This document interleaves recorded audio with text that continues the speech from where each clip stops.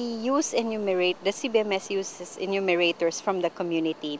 What we're doing is actually providing them with a questionnaire that would encompass not just health and nutrition indicators, but indicators relating to the other dimensions of poverty. So barangay health workers, barangay nutrition scholars, some barangay officials, some teachers, some students would be the likely candidates for this for enumerators. Halos ayaw magpakuha ng data tungkol sa pamilya nila kasi unang-una iniisip nila baka daw yun ay about BIR, taxes, baka malaman daw kung sila ay maraming lupain. Tapos yung iba naman busy sa trabaho. Some of the questionnaires that we checked are erroneous, about 5%.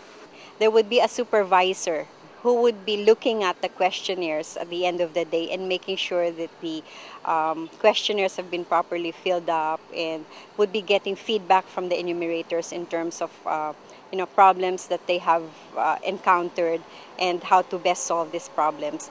One other important aspect of the CBMS that has a bearing on the quality of the data is the validation aspect.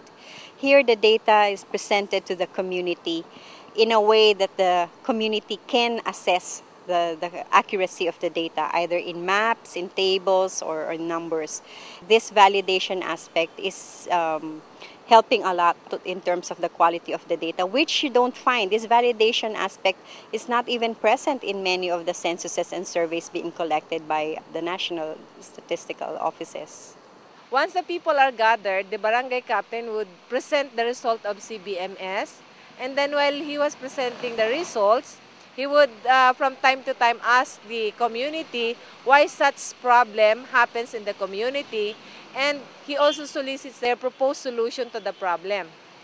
There are times when there are no people in the barangay hall, then we will be the one calling them, or there are times when we have to postpone the validation itself. Just conducting a community assembly may not ensure sustainability. Organizing a community assembly does not ensure ownership.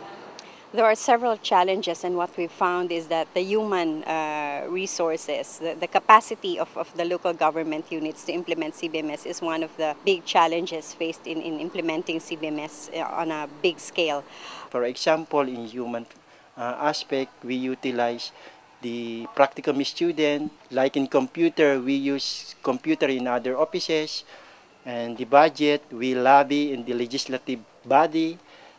That's how we gather our resources in implementing CBMS. Basically, the main challenge is the availability of computers. Right now, there are only very few municipalities that have computers for processing the data. And basically, some of the technical staff at the province and municipal level are not that computer literate, so we have to train them on how to use certain applications. They are the one to train us, and after that, we became a trainer to other municipalities. With the CBMS, there is the component of the GIS, or Geographic Information System. It gives me an opportunity to present to our decision makers what are our assets, what are our problems, and they can have a more vivid view of the whole municipality in terms of the indicators, the social indicators. If you have a table, you still have to do some analysis to be able to say, okay, these are the problems and this should be what I should be doing. But with maps, it's so easy to be able to prioritize. This map shows the status of the households, and we could clearly see by zooming. So the red dots are the households or household location below poverty level, and the green dots represents households above the poverty threshold. Sometimes our officials who doesn't have the technical background to understand these tables, charts, but with the maps, they could better understood. So it levels of the appreciation by the technical people and by our decision makers. There has to be a critical mass to be able to really expand the use of CBMS. That critical mass can come from the existing users and linking to those processes of similar nature, because CBMS is not the only process to gather household level data. We see that CBMS will only work if there is decentralization. Because if you have decentralization, then there's this incentive of local government units to use information to be able to allocate their budget, to be able to implement projects well, and to be able to assess the impact of what they're doing. So a lot of advocacy is needed. Statistics in the Philippines are at a higher level than in a number of other countries. An approach like the CBMS would have better chances of succeeding in the country because the culture is already there. And I think a very material factor is the people.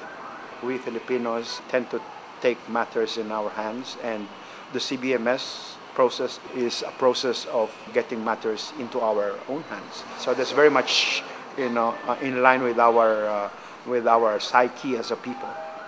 I think we've been able to raise awareness about the usefulness of CBMS here in the Philippines. Nevertheless, I think it would still require a lot of effort on the part of our team to be able to institutionalize it nationwide. So we're looking forward to that day when we would have a national repository of CBMS data so that it would be easy to identify who should be getting assistance and for how long should they be getting assistance. So, and then I'd be able to retire.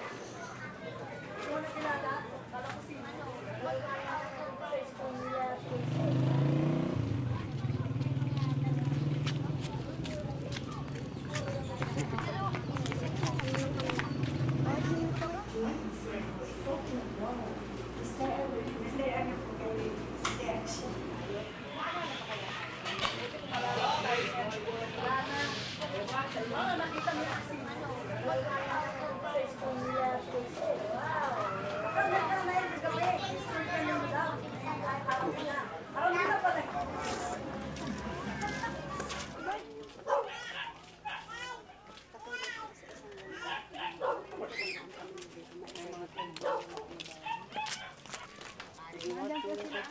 I was just thinking, some of the people